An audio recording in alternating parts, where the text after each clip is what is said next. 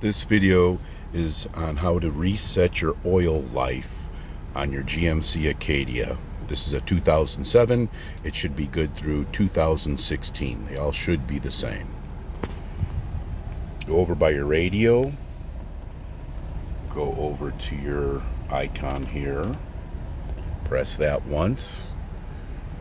And it came right up to the oil life. You would go back to your check, press it,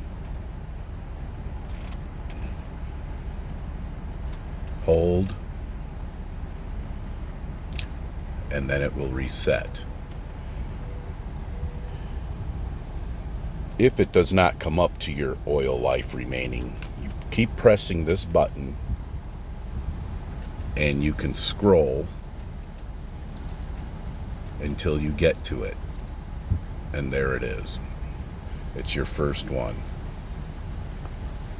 That's all it is simply scroll to where you get where you need to be here for your oil life, press your check and hold, and then it will re-zero.